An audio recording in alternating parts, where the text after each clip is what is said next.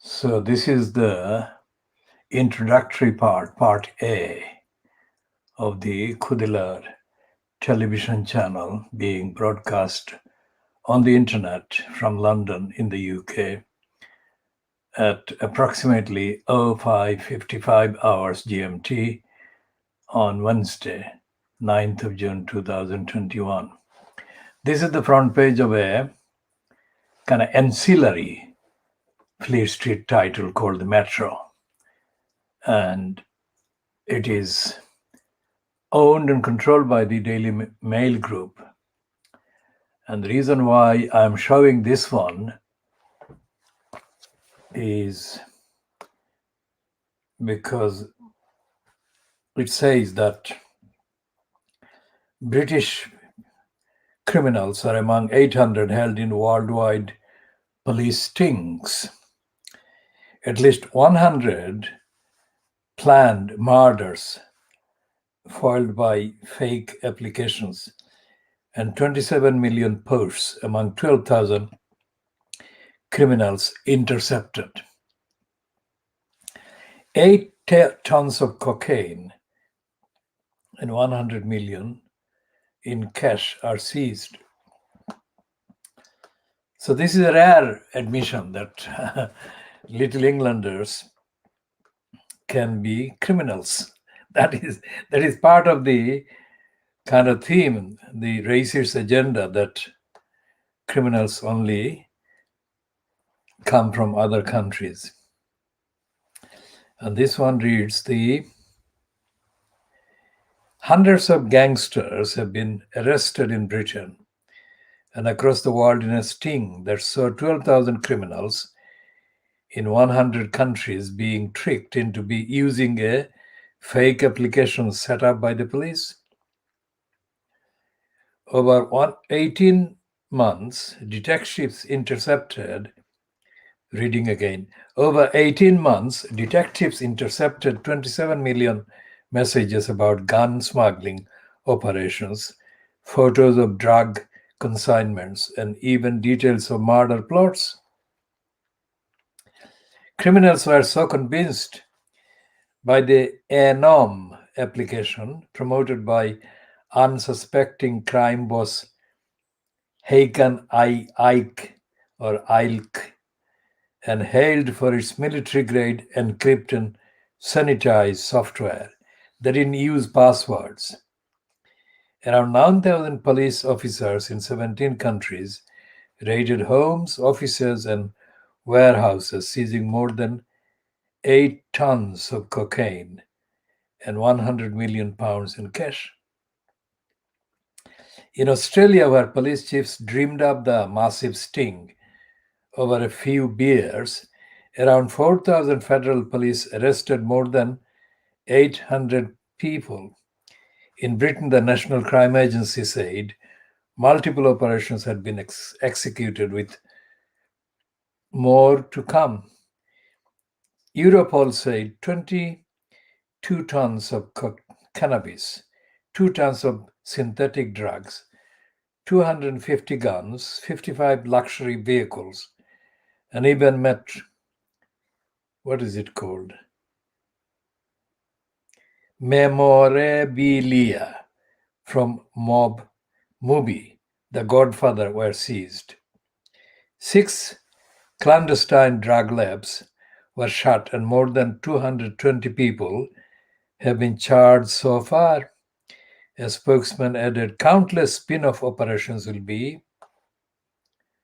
continued, let's say. Yeah, this is only the front pages that I'm looking at.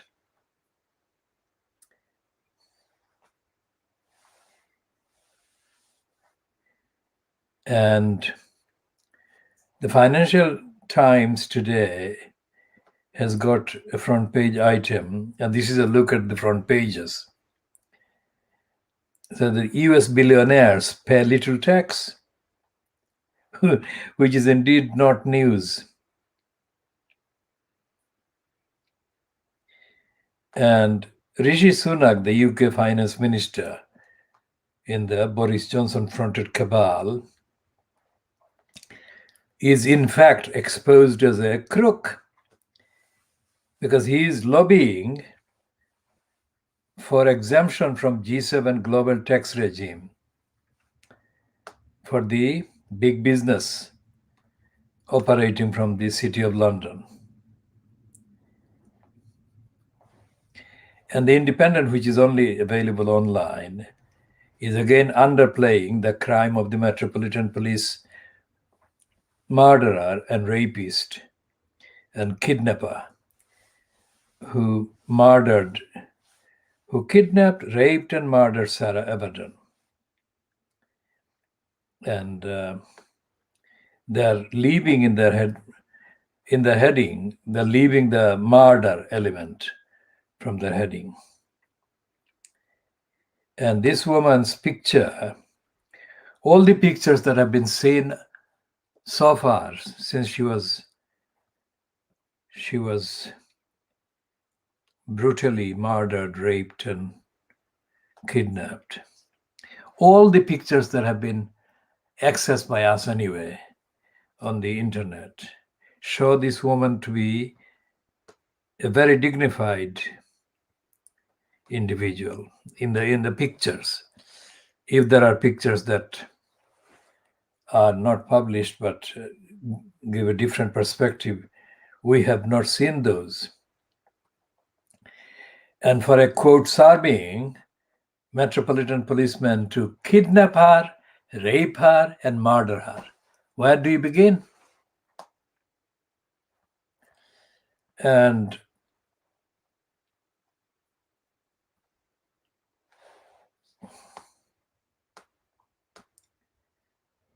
the papers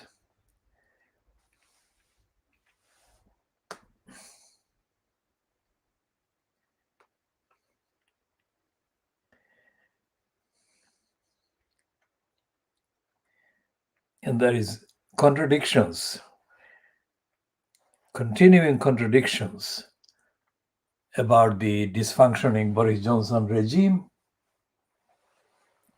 What it is doing here is that the main piece on the front page of the Times says ministers under fire for summer holiday muddle. And the next to it, the piece on the right side column of the Times says, judge rules staff off sick can visit pubs. I mean, the judge is in a muddle as well. Typical. And this one is byline to Jonathan Amis, described as legal editor of the Times, which says, for some people on sick leave, the temptation to sneak to the pub for a crafty drink is too great to resist. Now, a judge's ruling suggests they needn't fear being spotted. An employment tribunal in Newcastle has been told that staff on sick leave are entitled to visit their local. A woman judge called Andrea Pitt ruled that an employee was unfairly dismissed after he was seen drinking at a social club while on sick leave. Colin Kane, a driver for a company that lays tarmac, is now in line to receive damages. Kane, 66, that is 66 years old, called in sick one morning in March last year and was sacked after a colleague reported seeing him drinking and smoking in the afternoon. His manager at Debmat Surfacing, Sean Johnson, told him, surely if he have been unfit for work and on antibiotics, he shouldn't have been in the pub. Kane had suffered from chronic obstructive pulmonary disease, which causes breathing difficulties and mainly affects smokers, for several years when he told bosses he was spending the day in bed with his chest. Of course, he was found not in bed. The tribunal has told that the company had launched disciplinary proceedings against Cain for dishonesty and breaching company rules. During that process, Cain had admitted going to the social club for 15 minutes on one occasion and for 30 minutes on another. He was dismissed for gross misconduct. Now, this is something that is an extrapolation that is applying the principle, same principle, on a different kind of set of events, but essentially referring to the same principles, let's say. Different persons, different location, but the events entitle the, let's say, auditors or the disciplinary authorities to apply the same principles. So if he was breaking rules and that entitled the company to dismiss him, then Boris Johnson should be prosecuted in the same way, but he is not. So contradictions continue.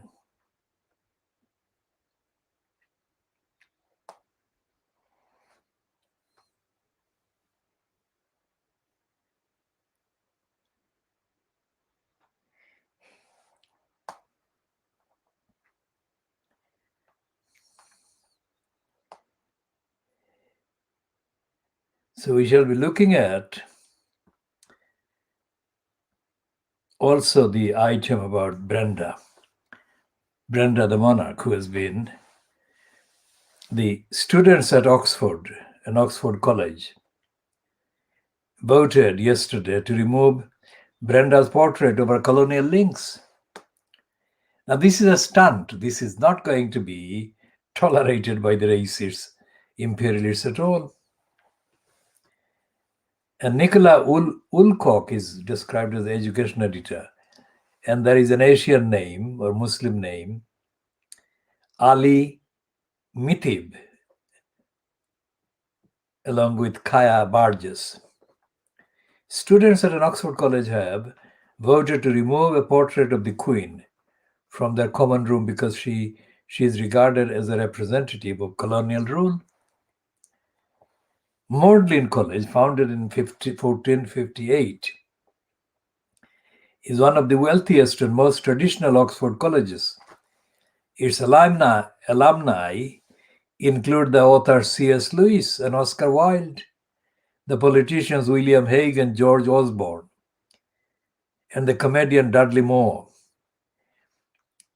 The Queen visited the college on its 550th anniversary in 2008.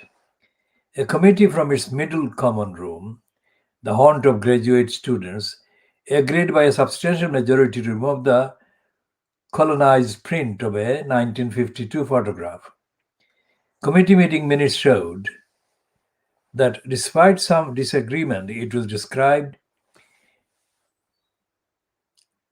reading again, committee meeting minutes showed that despite some disagreement, it was decided that for some students, depictions of the monarch and the British monarchy represent recent colonial history. Matthew Katzman, well, Katzman is a German word, and Katz is German for cats, I think. So Matthew Katzman, the MCR committee president, said the print was being stored securely. He added the action was taken after a discussion of the purpose of such a space, and it was decided that the room should be a welcoming, neutral place for all members regardless of background, demographic, or views. The graduates aim to replace the portrait with art by or of other influential and inspirational people. Dina Rose, president of Magdalen, said the middle common room is an organization of graduate students. How they choose to decorate their room is a matter for them.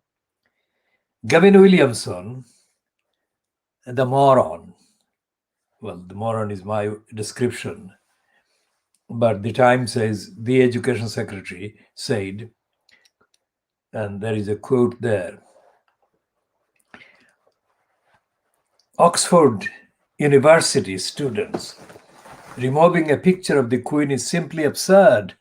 I mean, is it more absurd than colonialist exploitation and lying and the Brenda's obstruction and bar on, quote, colored people being employed in Brenda's palace? During her long reign, she has worked tirelessly to promote British values of tolerance. Now, this criminal is, of course, completely unfit, illiterate, subliterate, ignorant, because she has not worked tirelessly to promote British values of tolerance. She has worked tirelessly to promote the lie that British values amount to tolerance, inclusivity, and respect around the world. That is absolute rubbish. As the Times lying, forgiving the moron. This is a token. This is a token piece, obviously.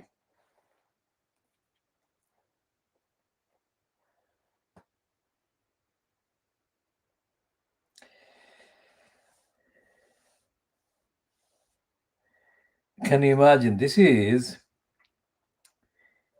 I mean, it says international tax on the Financial Times website.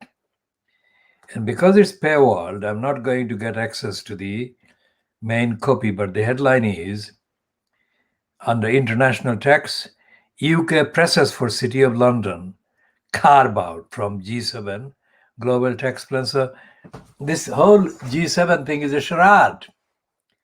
I mean, they are already undermining openly, brazenly, and shamelessly, and stupidly and greedily undermining the so-called kind of agreement announced last week. Britain said to be among countries pushing for an exemption on financial services. I mean, for the many in Britain, there is no financial services at all.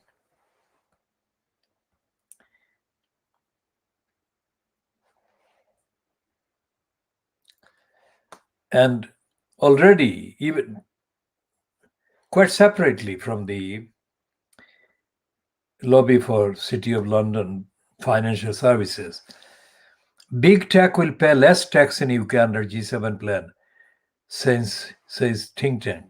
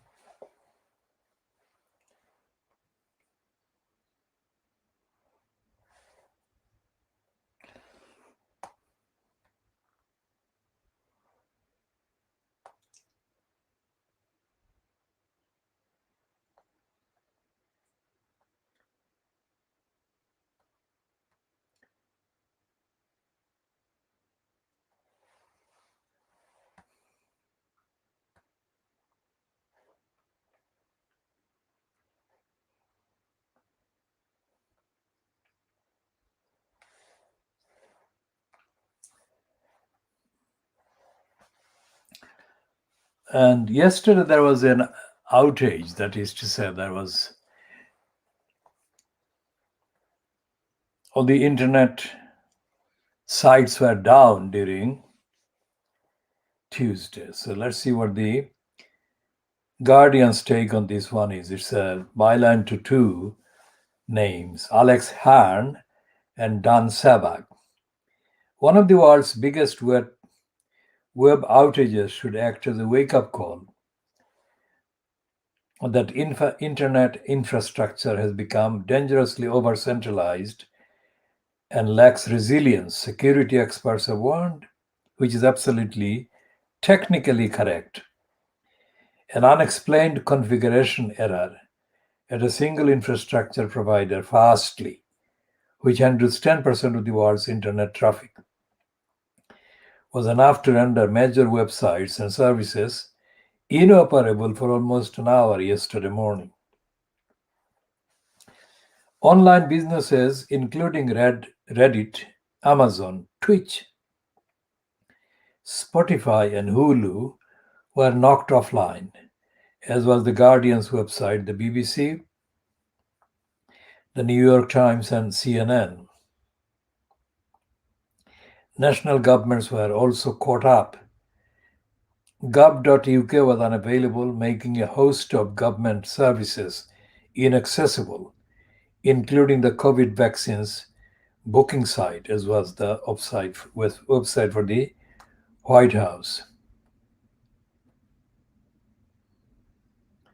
The Guardian is omitting from its headline the word murder, and it's disguising the murderer and rapist and kidnapper as a PC. It doesn't identify the Metropolitan Police, and it doesn't say in the beginning paragraph the Metropolitan Police. It only comes to that reference in paragraph 2. So Police Constable Wayne Couzens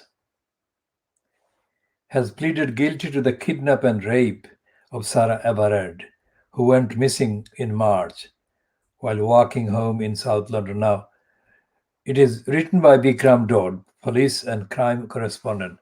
Why isn't the word murder included in that? Listen to the stupidity. Listen to the incredible, criminal, crass stupidity of the Guardian. It says Couzens, 48, also admitted responsibility for her killing. How glorified. How sick-makingly glorified. Why not murder? Why not admitted murdering her?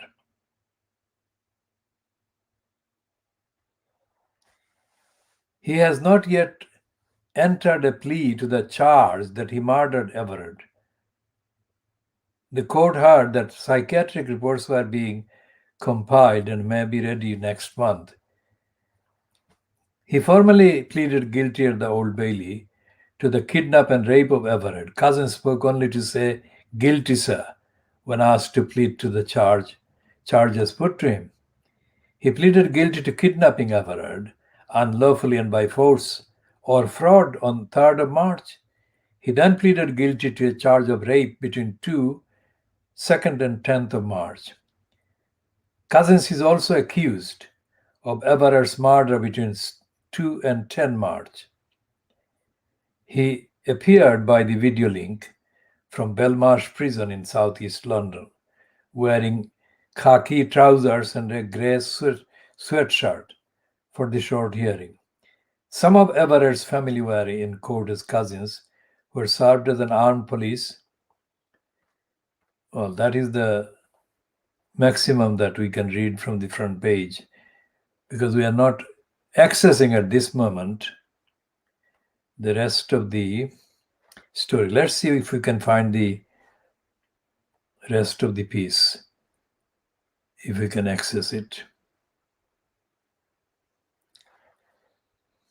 As I said before, this woman, all the pictures of Sarah Everard that we have been able to access on the internet so far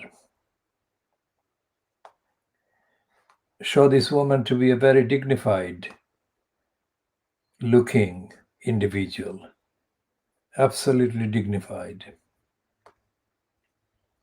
naturally dignified. And so this is the continuation on page 5 of The Guardian of the piece about this evil rapist murderer.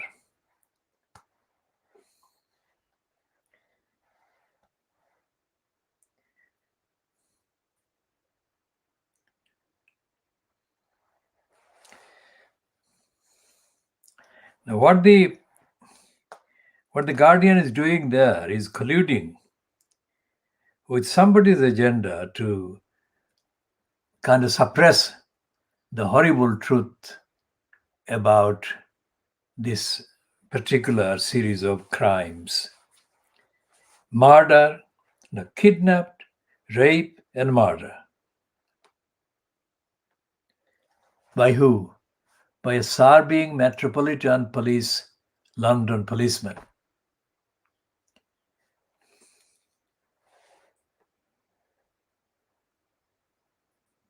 And the Guardian has got a grinning picture of this criminal.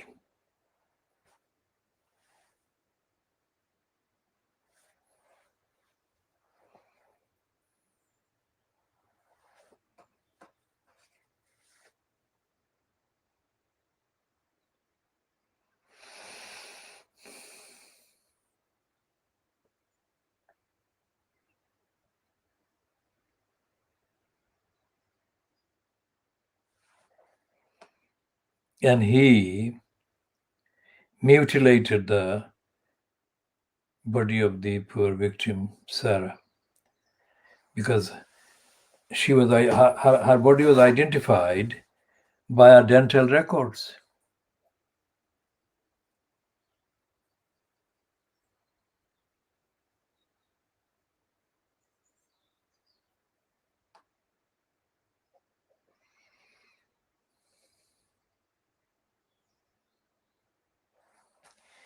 And the Guardian is continuing the lying.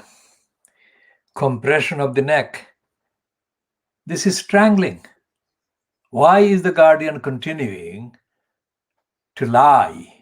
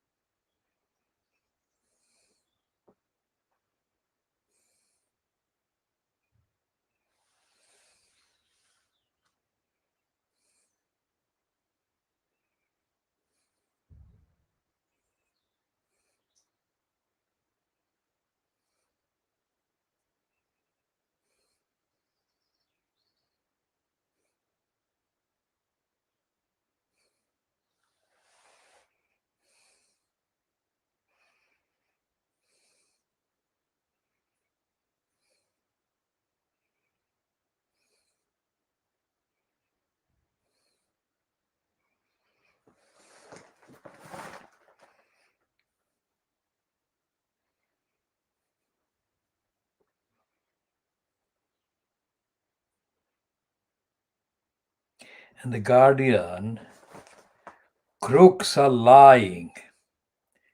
It's not a debate, it's an outrage. They're understating it. The stupid Guardian is underplaying it. It said the kidnapping and death of Everard initiated a national debate. It wasn't a national debate, it was an outrage.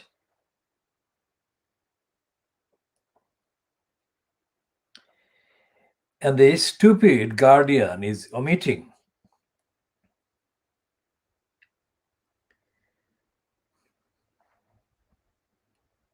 The stupid Guardian is omitting the whole series of demonstrations that took place across England, let's say, about Johnson putting a bill through giving more powers to the police.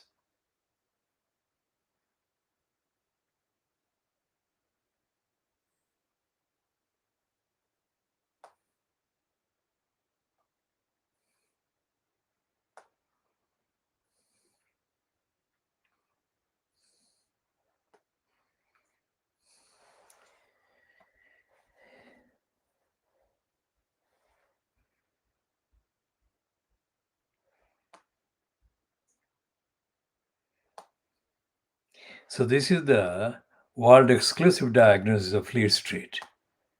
And the Guardian is being completely corrupt, dishonest.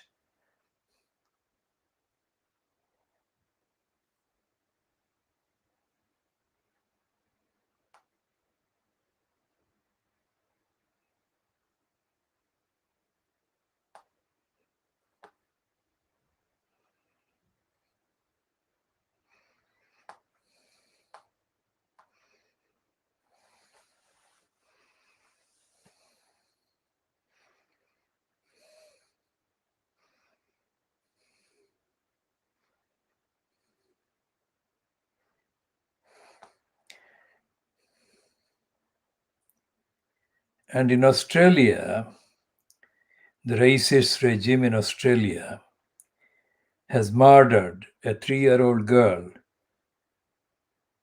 Tamika, who was age 3, and she died in detention.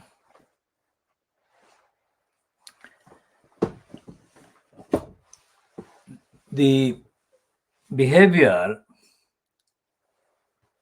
similar to the behavior of Priti Patel, who, as the dishonest occupant in the office or the post of UK Interior Minister, in the cabal fronted by the congenital liar and racist Boris Johnson.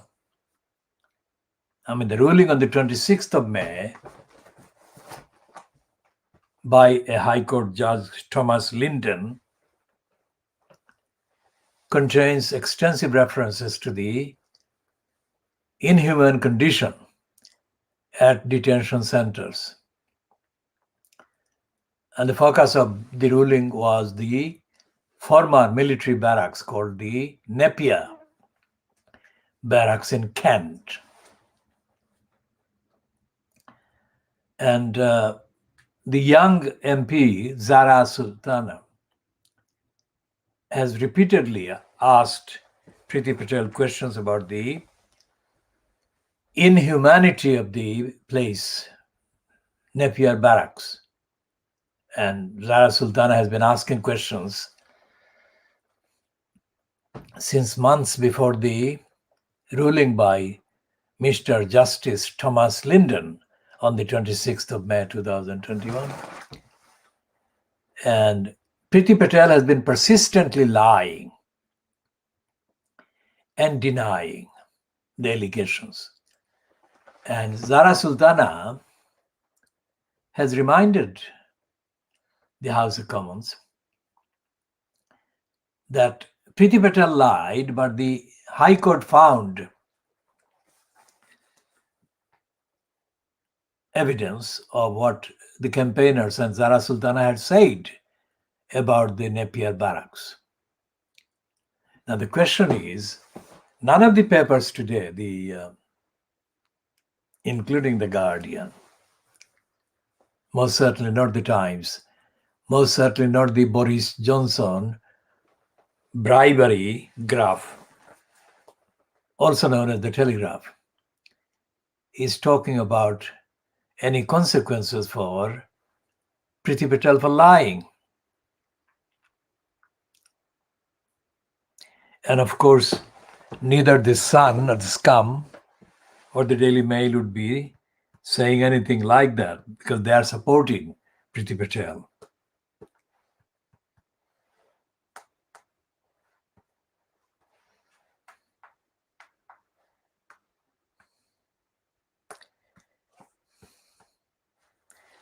And there is no sign. Well, Zara Sultana is a Labour Party member of Parliament, but she is not a member of the so-called shadow cabinet of the political murderer and racist Keir Starmer. So despite the High Court ruling, despite a number of campaigning groups making the correct charge against Priti Patel and the Boris Johnson administration, for deadly cruelty against asylum seekers. The politically murdered Labour Party remains silent. Now, if you extrapolate, if you extend, if you apply the same principle or the same behavior to all the key issues, major issues of state and government, governance and behavior and conduct, you will find that the Labour Party is politically dead. And it is kept dead by the killer, murderer, Keir Starmer. Because Keir Starmer, like Nick Clegg, who served as the colluder with the Cameron sleazeball fronted condemn coalition 2010, May 2010 till May 2015. It's the same role that Starmer is playing for Boris Johnson fronted cabal. And it is impossible. It is absolutely impossible to get the justice deserved by the asylum seekers and migrants, because the kind of legal action that has resulted in a rare ruling as the one by Thomas Linden, the legal action of that kind is absolutely impractical, impossible to mount for several reasons. Because legal action by definition is only possible with prohibitively high costs, which the victims of violations, the asylum seeking victims of the violations of racism and illegality, simply do not have access to that kind of money, which is applicable also to the many ordinary people in this country.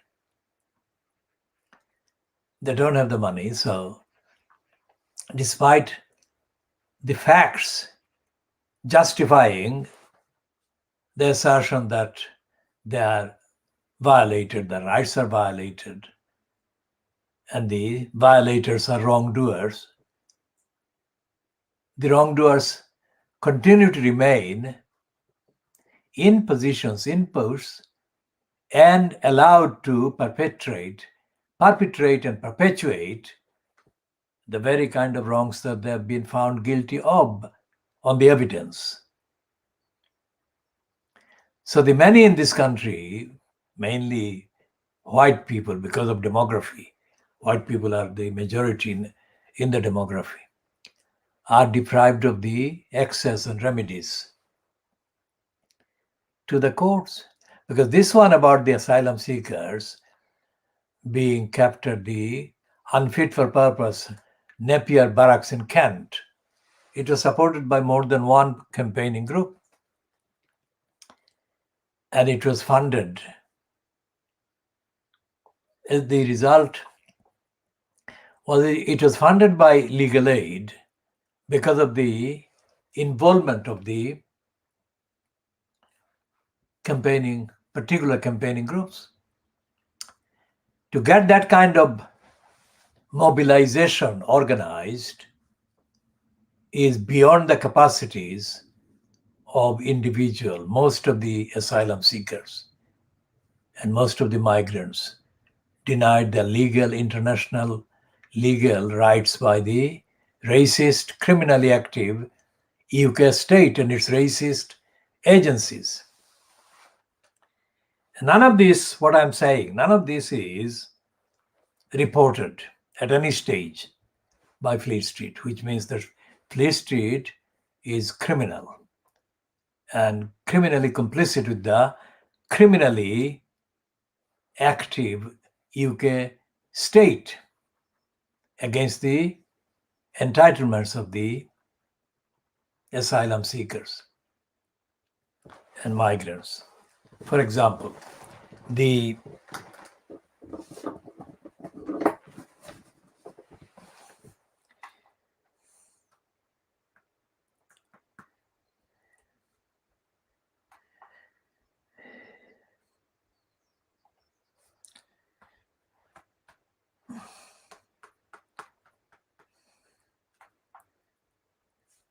opposite is the case with the Daily Mail, because the Daily Mail and the Mail on Sunday,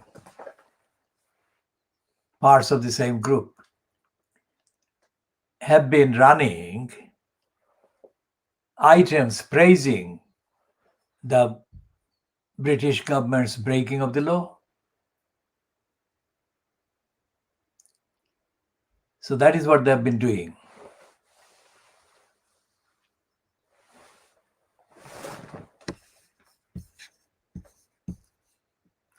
Okay, so we shall be looking more at the Fleet Street liars, racists' role in colluding with the violation of the breaking of the international legal obligations by the UK government. In part B, we shall also be looking at the latest position about the human rights violations of the people who are denied housing rights, housing human rights. And we shall update on the role of the silent, completely silent, like politically dead, politically strangled, so-called elected councillors in Tower Hamlets, in Newham and in other parts of the Little England boundaries about the violations of housing human rights. And we shall be looking at the impact and the implication of the UK's cut to so-called foreign aid and the complete absolute joke of the G7 summit. And we shall look at some of the traceable evidence of outrageous defiance of the people of Cornwall by the UK government, which has commandeered almost the entirety of Cornwall under the cover of providing secure and safe presence by the likes of Joe Biden and the other attendees from the relevant invited states.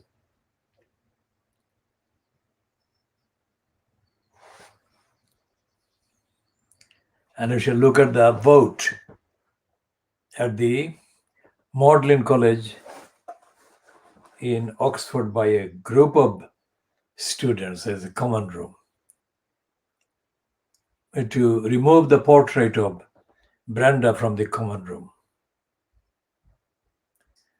It's not as big an event as it is being painted as being by the Times and other Fleet Street papers that have already given it the space that they haven't given to the defiance of the rights and the violation of the rights of the asylum seekers by the UK government fronted by Boris Johnson and his fellow congenital liars and morons. And we shall see why the Guardian and others are lying about the stance allegedly taken by Boris Johnson, taking the initiative that there is no special relationship. This is ridiculously corrupt, this claim that the initiative to dismiss the special relationship is coming from Johnson himself. It's absolute lie and untrue. Johnson sucked up to Donald Trump, the anti-Muslim racist hater and hate propagandist, for all of these 5 years since Trump announced his presidency for the presidency bid for the 2016 USA presidential elections. Johnson capitulated to, colluded with, and backed Trump for those 5 years. Despite the initial stance that Johnson was soon found to be dishonestly involved in, and that stance won off was when Johnson was heard publicly admitting that Trump's anti-Muslim hysteria was wrong and that the UK didn't have any track with it. Johnson then removed that stance and became a card-carrying member of Trump's anti-Muslim racist propaganda and hate spewing. We shall look also at the updated position of the safeguarding children duties that Tower Hamlets Council owed to the 4 girls from Bethnal Green and neglected. And we shall be doing that in context of the age of Ollie Robinson. Because Ollie Robinson has been backed by Johnson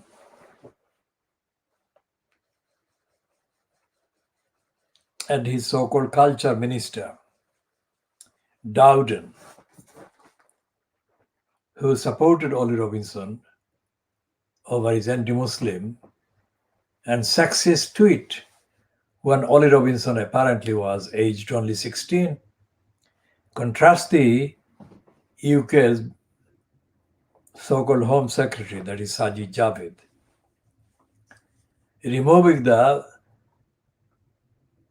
British by birth nationality and citizenship from Shamima Begum, despite the fact that Shamima Begum had not done anything or posted any tweet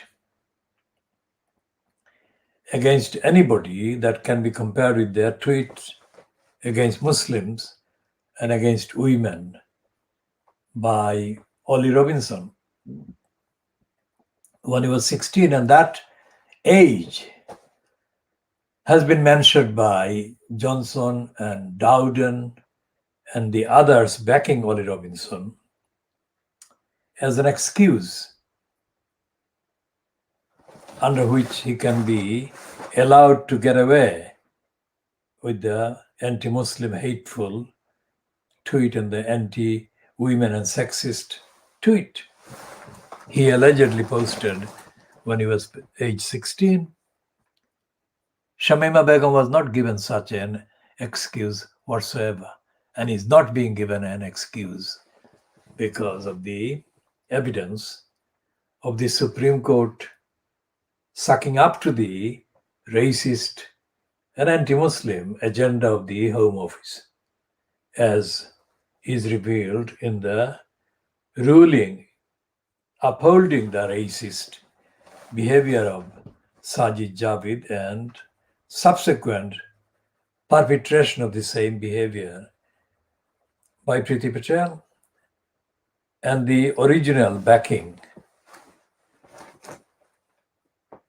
for the racist denial of the